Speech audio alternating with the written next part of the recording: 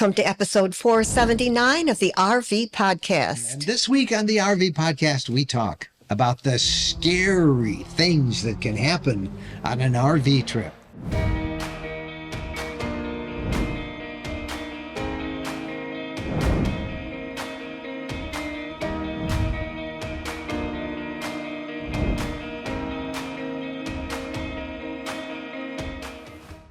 Hello, everybody. I'm Mike Wendland, and this is my lifelong traveling companion and my bride, Jennifer.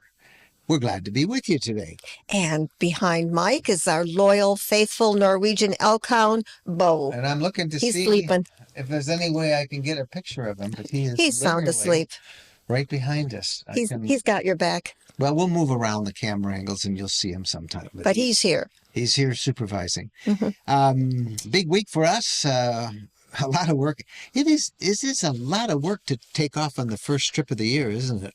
Oh, yes, it is. It is, sir. It is a lot of work to, I think the hardest part's going to be trying on my summer clothes because I've put some pounds on. In case you wonder, we're leaving our Southwest Michigan 10-acre homestead and headed towards Tampa, Florida. Mm-hmm. Next week, the big RV show, the RV Florida Super Show, and we'll be spending the whole week there. Hopefully meet a lot of you guys out there. That should be kind of fun. We're always excited about that. And want to remind you, first of all, that there's a couple of different versions of this podcast. Of course, the audio version, and that can be found at on all of your various functions, all of your apps and our website, rvlifestyle.com.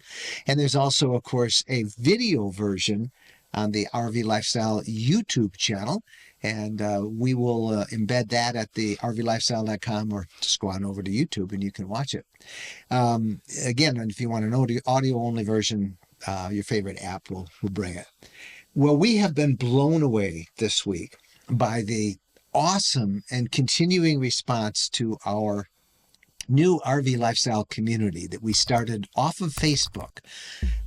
We kind of soft launched this thing just between the holidays, and it has been a phenomenal success. It's become warm, friendly, welcoming, helpful. It has all these chat features that we didn't have on Facebook.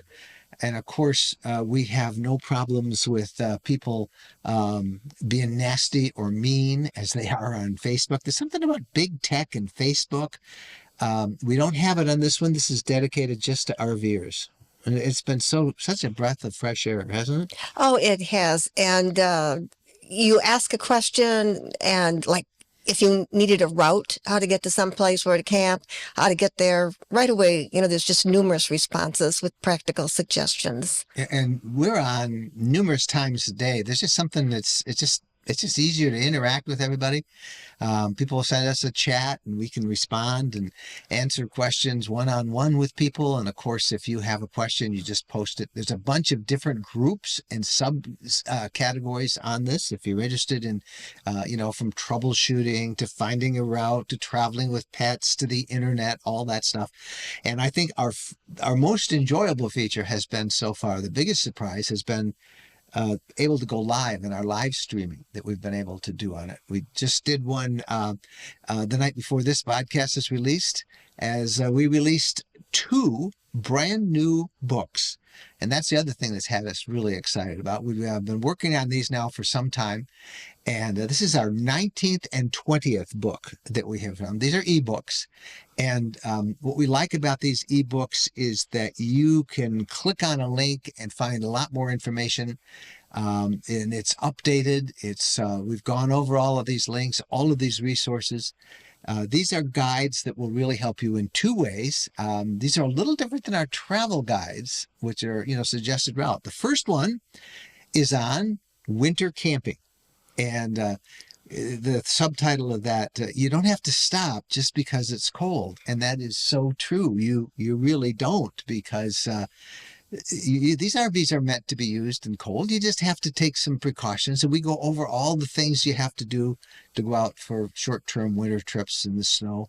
And it's awesome. And then the next one we did, and this is one we have been working on a long time. It's probably one of our biggest books yet.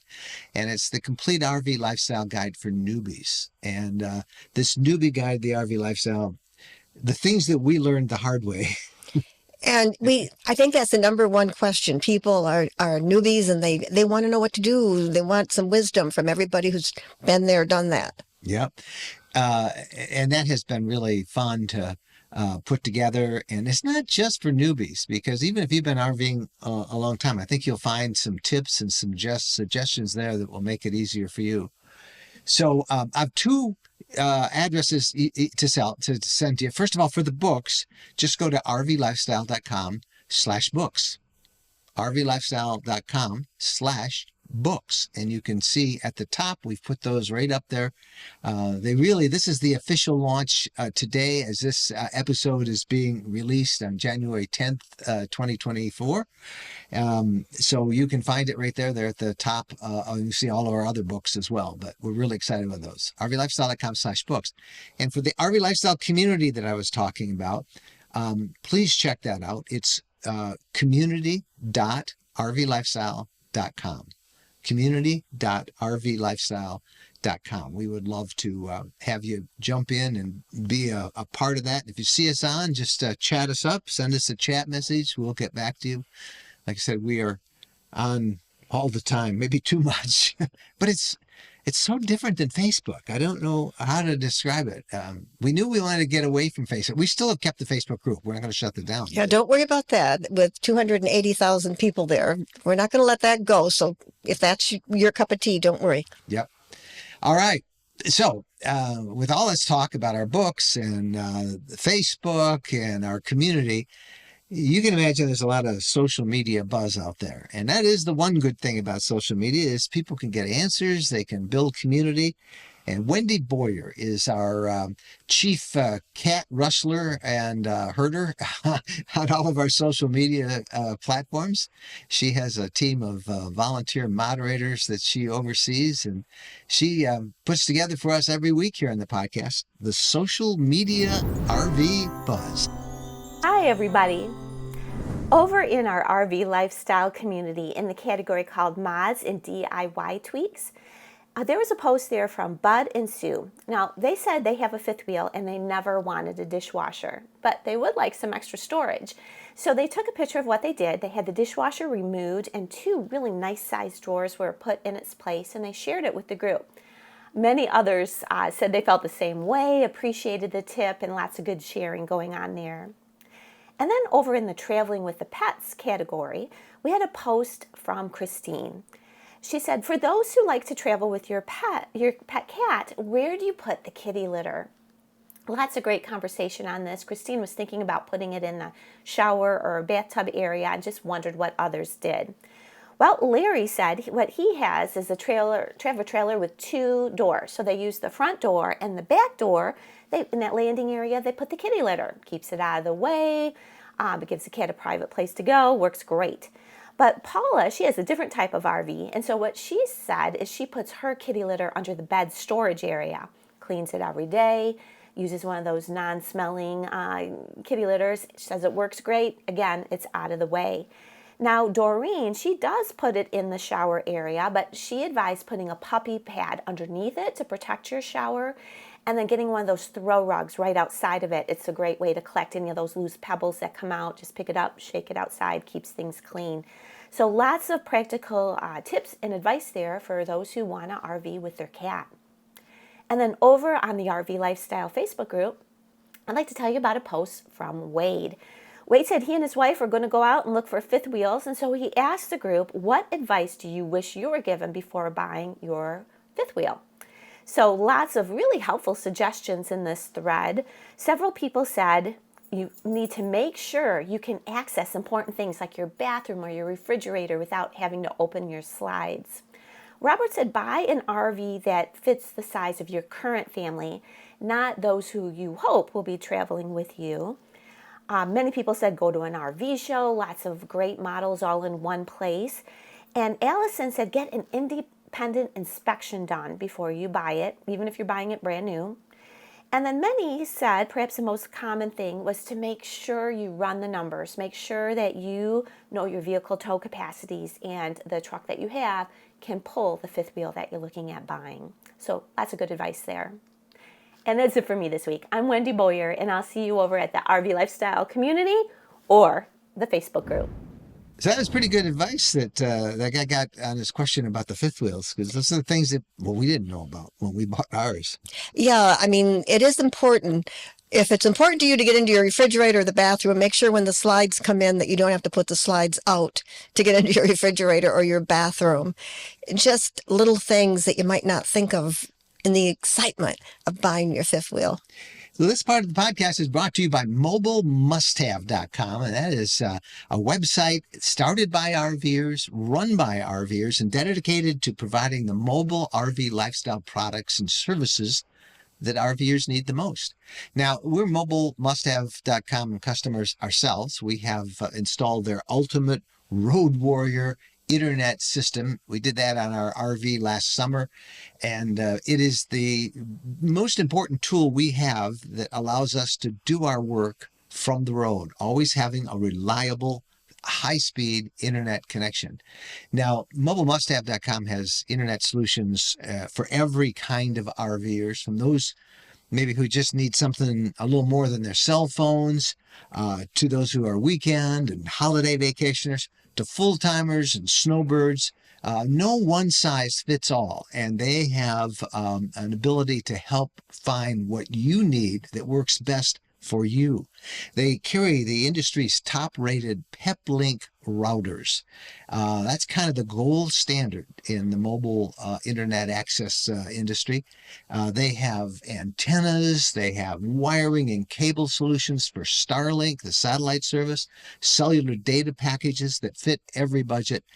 And here's the neat thing. If you use the promo code RVLifestyle10, you can take 10% off the cost of whatever you buy from these guys.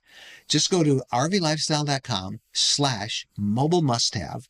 And I really like this about Mobile Must-Have. If you go to there, rvlifestyle.com/mobile-must-have, you can schedule a free call and a consultation, and they will go over with you what it is that you need, how you use the internet. They also have things they can help you with if you're concerned about water filtration, tire pressure monitoring systems, much more. This is a great outfit, and we really have come to like these guys a lot. Check them out, rvlifestyle.com/mobile-must-have. Remember, RVLifestyle10, you get a 10% discount. rvlifestyle.com/mobile-must-have. There is a new development coming on the market for RVers in Tennessee. It's built by the same company we bought our land from. We just went to look at it, and it is amazing. Mountaintop property, great views, big woods and trails close to the Buffalo River, like our property. Gorgeous countryside. It's only a few minutes from the Natchez Trace Parkway and an easy drive to Nashville. These are big properties, 5 acres and up, and the prices are great. There's even financing. We are really happy with our property. These guys do a great job. It's hard to find acreage where you can have an RV full-time, especially in popular destination spots. This is your property, your way. There's electric and high-speed fiber optic internet. No more crowded parks or reservations. You can stay as long as you want. Go to rvlands.net. That's rvlands.net. Welcome back. And now it's time for our interview of the week. And this idea came from our RV lifestyle community, where people were talking about scary things that happen to them when they're out there camping in the RV world. And at first we said, well, we probably shouldn't write it because we'll scare people away. But none of these people were scared away. They're all still RVing. They're still there. And they have some pretty good stories.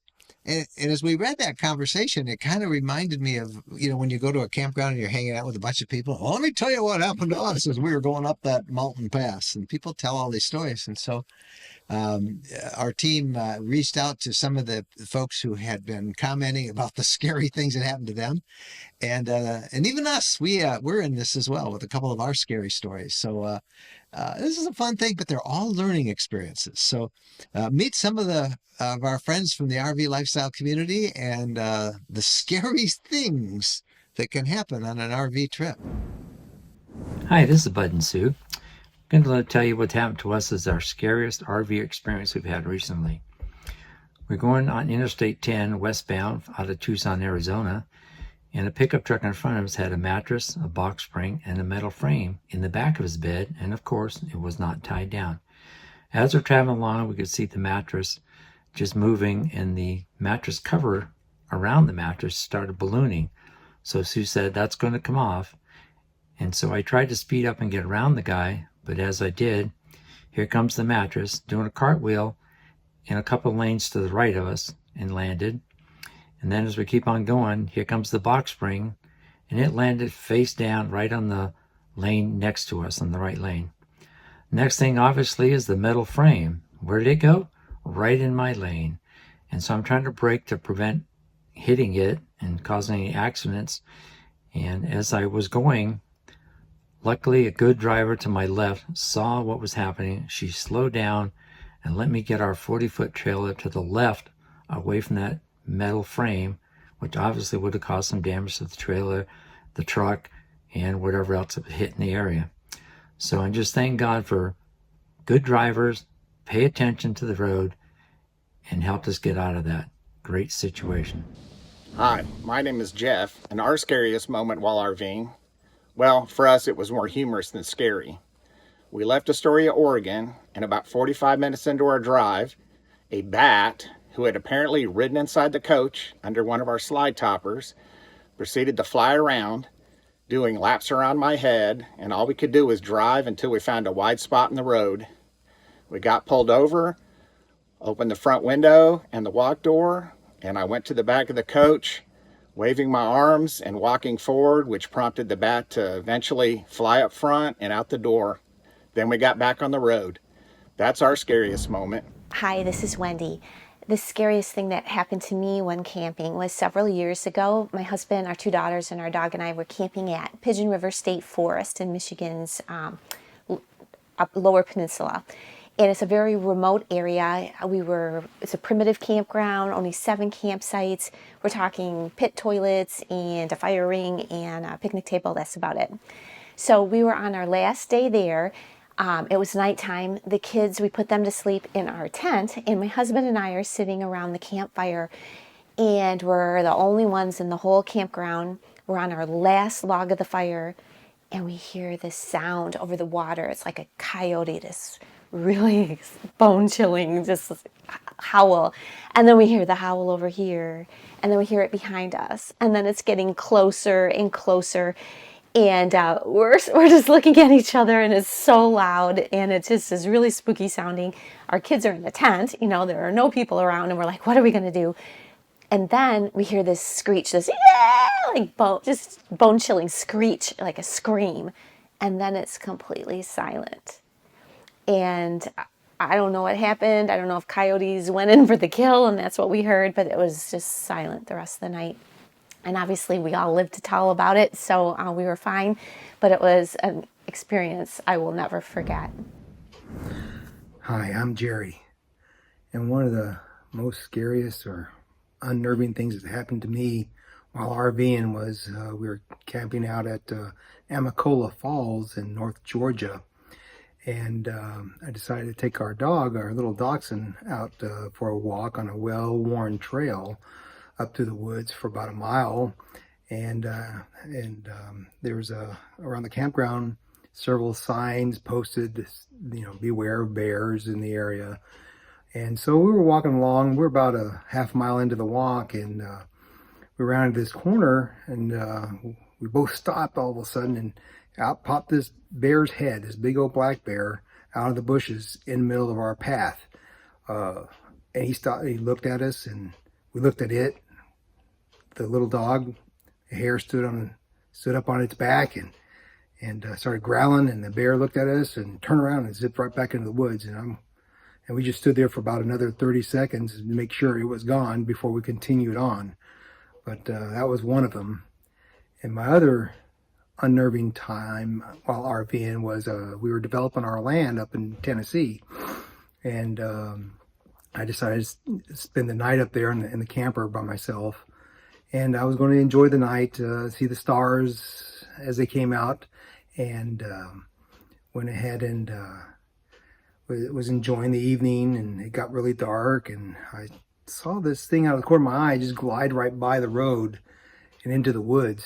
Didn't know what it was, but it was some large bird, it looked like, and didn't hear anything. So about 5 minutes later, on my side of the road where we're developing our land, out in the woods, I hear this gurgling and a loud screech come out of the woods, and it was quite loud.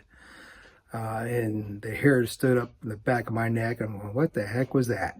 I got my flashlight, and then within another minute or so, it occurred again. And so what the heck? So I shine my flashlight into the woods and kind of looking for red eye shine, so to speak. And but nothing returned. Came back to me with the flashlight.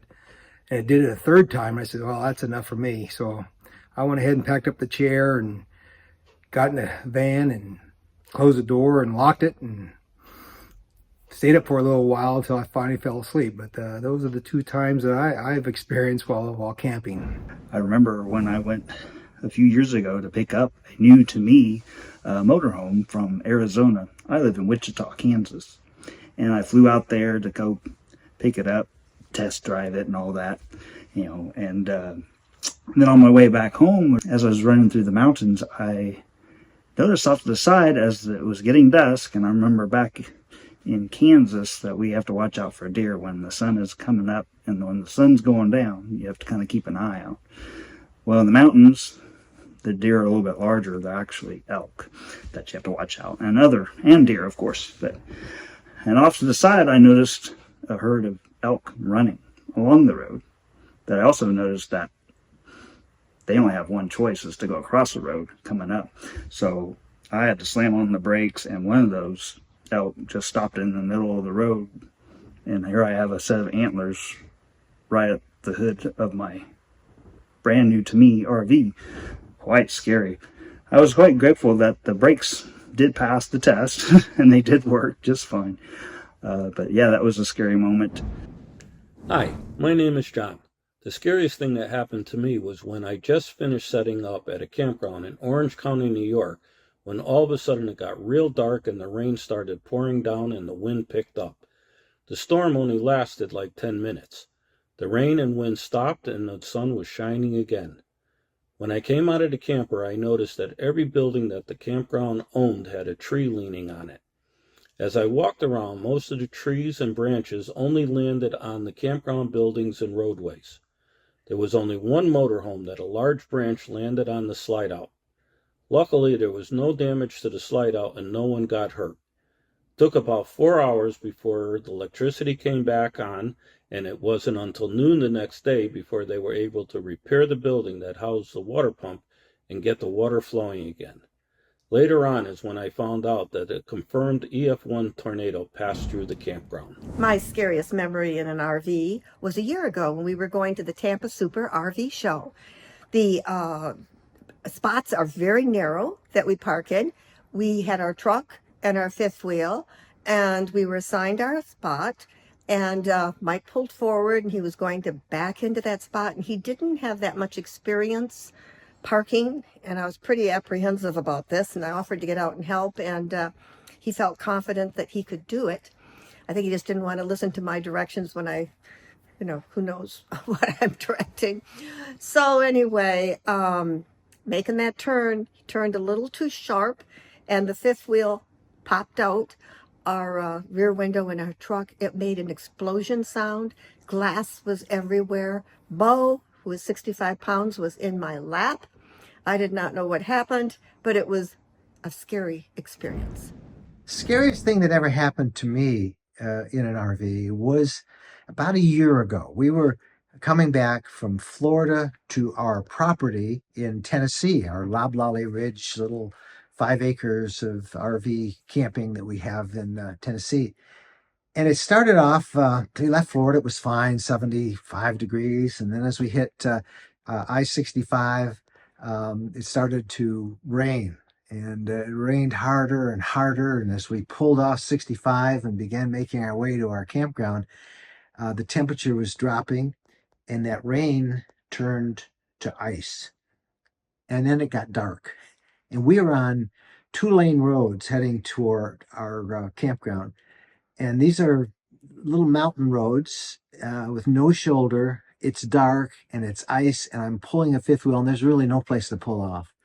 Finally got to our campsite, and as we pulled in, everything looked white because it was ice that was covering our little driveway. But I thought I was driving on the driveway, which has white gravel normally, but I wasn't. I was driving on the edge of the driveway, and literally the RV tilted like that. Jennifer was out watching and making a lot of noise saying, stop, stop. I could feel it tilting and I pulled through, and fortunately it came back out. We didn't have any damage, but again, it was the case. I should have listened to her, because as we were pulling in, she said, stop here at our neighbors. We can pull our RV and stay off the road, and in the morning we'll go in. But me, I thought I could do it. And I almost tipped over the RV.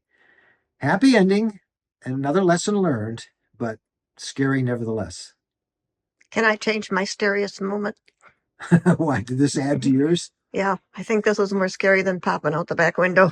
It was pretty scary. No, I was standing there watching it, thinking, can we tip over that fifth wheel? What'll happen to the truck? Have you noticed that both of our scariest moments occurred because I didn't listen to you? Thank you for not pointing that out. Okay.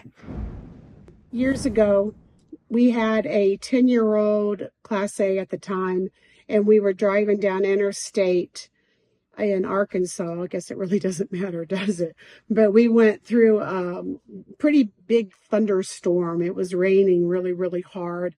And maybe an hour or two later, we were going down the road. It cleared up where we were at, and our windshield started coming in on us. So we had to stop. That was quite scary. I was imagining like it crashing in on us. So we stopped, and long story short is it took a minute, but we finally got it fixed.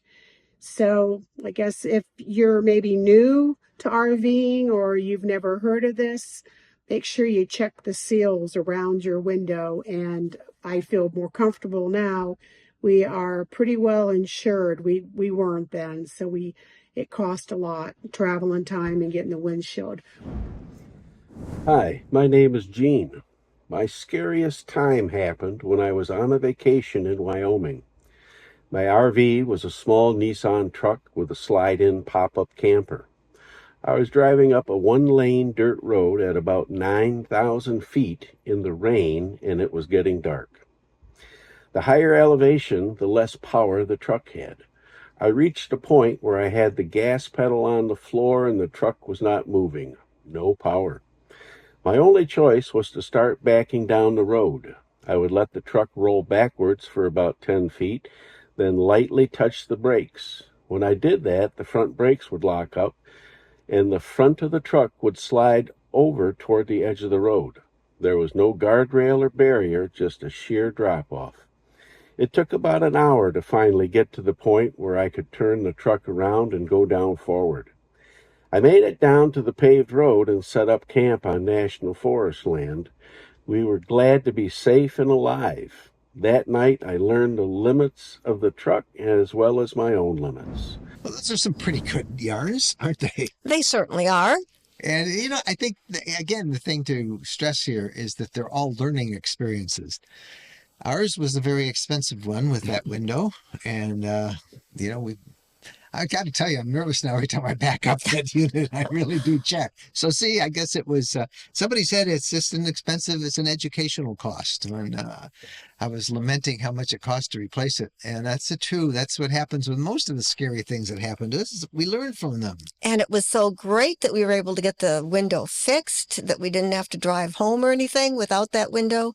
And I think a really good thing was that we didn't tip over the fifth wheel when we were at our Tennessee property. Yeah. It could have been so much worse. Now, it probably helped us that we've just got done adding a little bit more room to that driveway in Tennessee, which we'll be trying out here in a day or two as well. So. Well, this part of the podcast is brought to you by our new sponsor, Keystone RV. They are the nation's largest manufacturer of fifth wheels, travel trailers, and toy haulers, all of them dedicated to help you camp better. Now, I want to talk about wintertime. We are now in what we call prime time for the RV show season all around the country. And you can see, if you subscribe to our RV Lifestyle newsletter, you see how many RV shows are around. Tampa's next week and many others. Boston's coming right up. So a lot of people are shopping for RVs. They're going to shows and they don't know what quite to look for, because it can be so overwhelming when you go to a big show. So many RVs, the Tampa show has over 1,000. You can't possibly go in all of them. So how do you know what to look for? Well, that's where Keystone RV can help you out, because they have just put together a guide to their favorite new models and features from all of their fifth wheel brands. And that'd be like Montana, Cougar, Alpine, Arcadia, Sprinter, and each brand has different floor plans, different styling, different features, different price points, and they're all backed by this Keystone history of innovation and quality and really good owner support. But I want to break a little bit of news, because we've got an inside tip of something that they're going to be releasing and showing for the first time at the Tampa RV show next week. Because one of the models that is added to that buyer's guide is the brand new Montana 3623 EB. So what do you think EB stands for? Don't know. Well, listen up, because they are going to debut in Tampa. You figured it out. They're going to be in Tampa, a new e-bike stow and go storage design. One of the biggest problems of e-bikes is how dirty they get when you put them on the back of your trailer or your fifth wheel or your car or your truck, whatever you're doing it.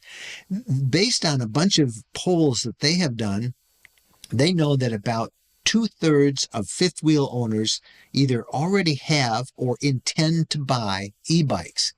We just did a poll in our community, and that's about what it worked out to. The same thing. The same amount of people have or are buying e-bikes. Really a popular accessory. So that challenge in keeping those bikes safe, charged up, Montana devised this really cool strut-assisted bike rack system that lets you easily load and store your bikes inside the coach. Even has a power supply to keep them charged. Now, you can see that and that buying guide I talked about if you go to KeystoneRV.com. KeystoneRV.com. And we thank them for being a part of of our sponsors here on the RV podcast. I am so thankful that they came up with this, because an e-bike costs a lot of money and you want to keep it secure and you want to charge it, and you need easy storage of it. So this is wonderful. So no more worries about your e-bike. You'll hear all about it next week, but just remember, you heard it here first, right? Right. All right. When we come back, we've got lots of RV news of the week. So stay with us. When we're asked what's the most important modification we made to our RV, it's an easy answer. Battle-Born batteries. Battle-Born batteries are quality, safe, reliable lithium batteries that allow us to stay out there off the grid longer. Lithium batteries charge faster, they charge fuller, they're longer lasting, they're maintenance free. And Battle-Born batteries are protected by a 10-year guarantee. Now, in our case, they just dropped into the existing AGM batteries that we have, and they'll probably be the same on your rig too. Battle-Born battery experts can get those in your rig just like they did with ours. They can also match you up with the right cabling, the inverter, the charger, the solar controller, everything. Jennifer and I swear by our Battle-Born batteries. They allow us to boondock off the grid. Check them out. Go to rvlifestyle.com/lithium. rvlifestyle.com/lithium. Welcome back, everybody. Time now for the RV news of the week. Well, don't be surprised if you hear or see a wolf this summer while camping in Colorado. Colorado's Parks and Wildlife, they released 10 gray wolves in mid and late December as part of a voter-mandated species reintroduction effort. Over the next 3 to 5 years, a total of 30 to 50 wolves will be brought to the state from a total of 10 to 15 different packs. And the move was very popular in much of the developed areas of the state, and especially so in Denver. But as you would expect, it was not all that popular in rural agricultural areas like Grand County, where farmers and cattle ranchers worry about the financial impact the wolves could bring to their livelihood. The first 10 wolves were released in the Arapahoe and Roosevelt National Forest areas near the Rocky Mountain National Park. Both are wilderness areas, popular places for campers, and now there are wolves among the wildlife. And seems like we got a book about camping. We do. We have a whole 7-day adventure guide to Colorado, and we'll put a link to that in the show notes. You can find the show notes at rvlifestyle.com/podcast. Well, there has been a lot of complaints that come through about national parks. You might have seen these. They become social media memes, sort of, from clueless tourists. I mean, really ridiculous things. Outside Magazine had a story over the holiday season that was really pretty sad, because these were actual reviews that people left complaining about the national parks. They did this search for reviews on Yelp and TripAdvisor and Google for the best and the worst reviews, and you wouldn't believe what they found. People actually complained that Shenandoah National Park was a mountainous area with trees and some nice shrubbery, but unfortunately it wasn't that entertaining. Okay. Somebody complained that Colorado's Great Sand Dunes National Park said it was too sandy. For the Great Smoky Mountains National Park, somebody complained about no bear sightings and said the haziness gave them a headache.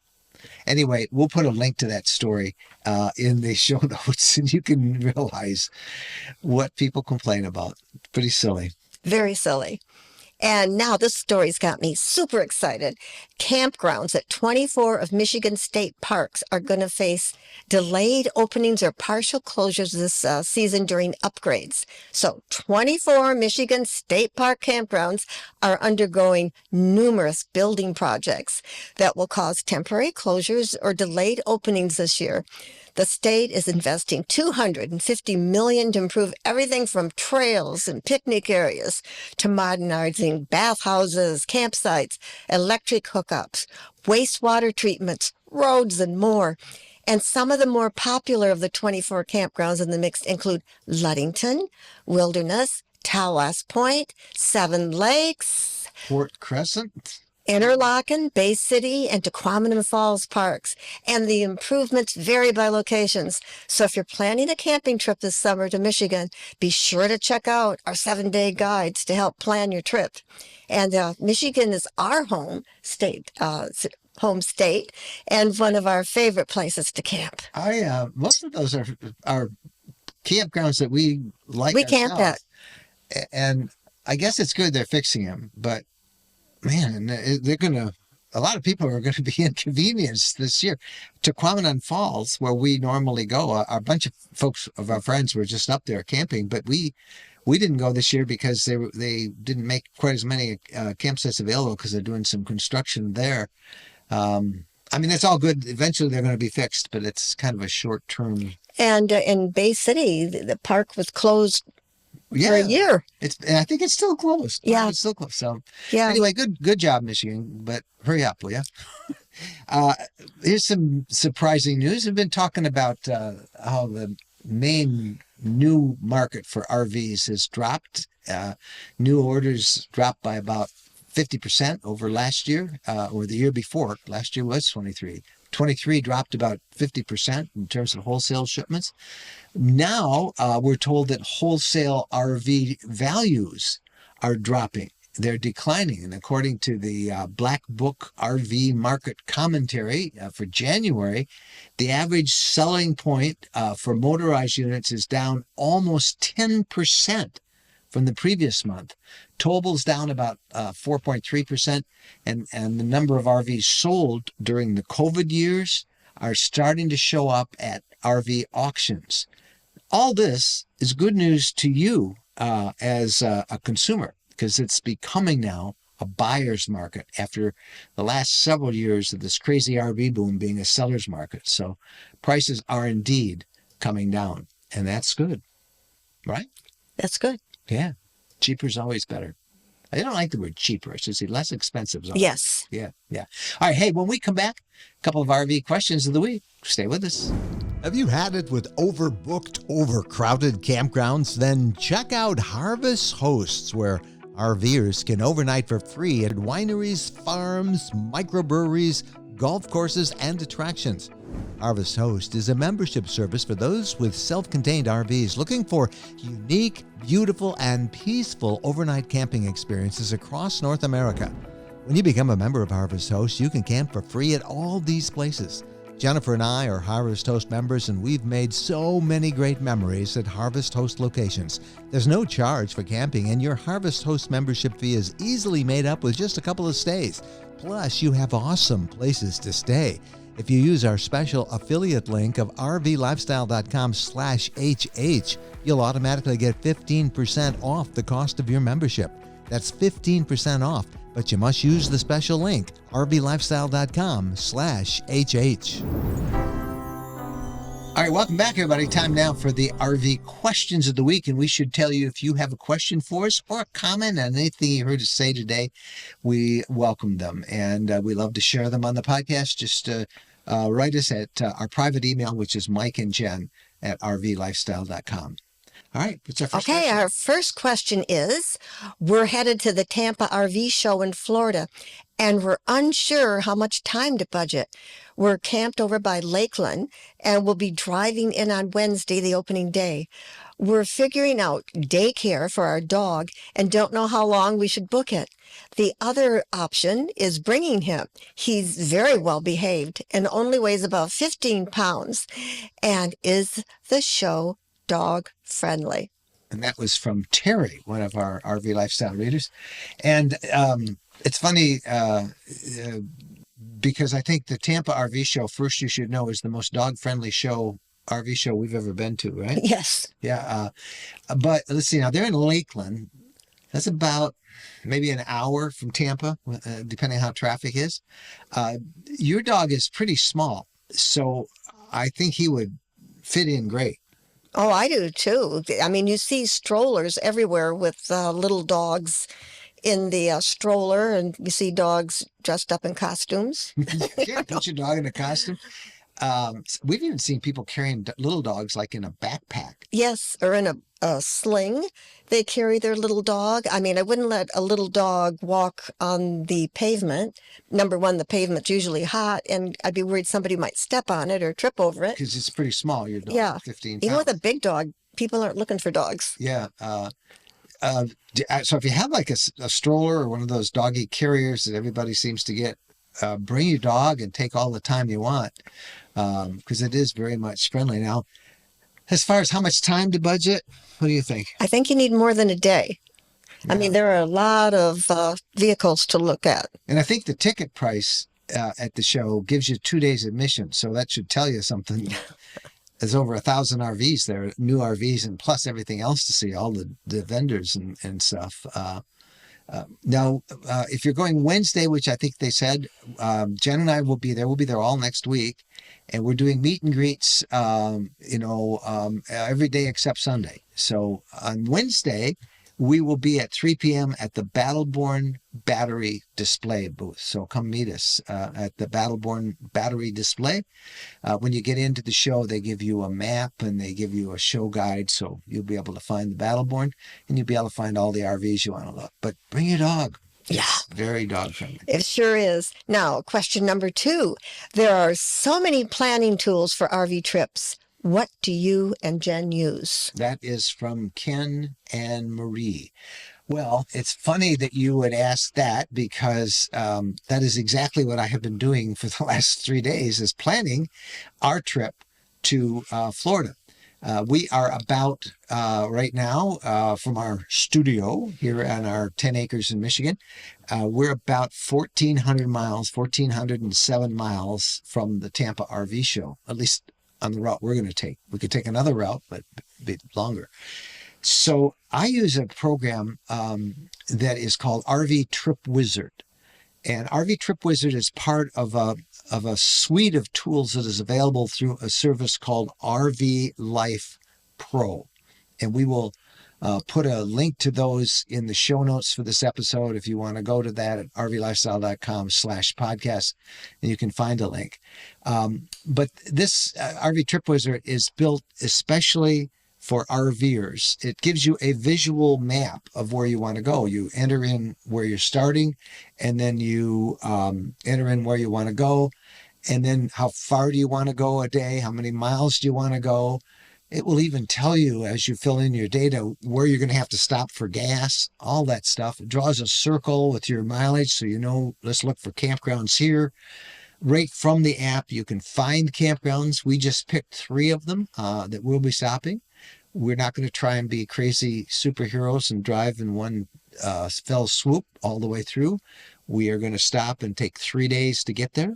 And we found a spot in Kentucky, a spot in Georgia, and a spot in Florida, not too far from Tampa. So that's how we're going to do it. I think it's really good. You put in, the size of your RV. It gives you RV safe routes with no low clearances and all that sort of stuff. Go to rvlifestyle.com/rvlifepro. rvlifestyle.com/ all one word rvlifepro, and you can check out that tool. That's the one that we happen to use, and I think we get questions about this all the time. So I think what I'll do is I will kind of do, as I plan out our route, I'll do screen grabs of it and show you how it works, and then as we drive down there, we'll actually see if the route is as accurate as it says. And it will be, because we've used this many times. It's a great tool. So that's fun. Mm-hmm. Actually, I got all excited planning it. It's really fun to see. I think the neatest thing is you can see all these campgrounds where, you find it on your map. Oh, I want to stop around here. And then there's a little tab and it'll bring up every campground around there. And you can go to their websites, look them over. It's all like one-stop planning. Yes, good idea. So check it out, rvlifestyle.com/rvlifepro. That's the link. Got a question? Got a comment? We love to get them for the podcast. It's Mike and Jen at rvlifestyle.com. Mike and Jen at rvlifestyle.com. That's it for this week. We'll be posting our full schedule at Tampa over the weekend on the RV Lifestyle blog and in the community, the RV Lifestyle community that we talked about at the beginning of the program. We hope to see you at Tampa. And if not, we'll be doing lots of updates, particularly for the community. We'll be doing live videos for the new community.rvlifestyle.com. You'll see us there next week. Till then, happy trails.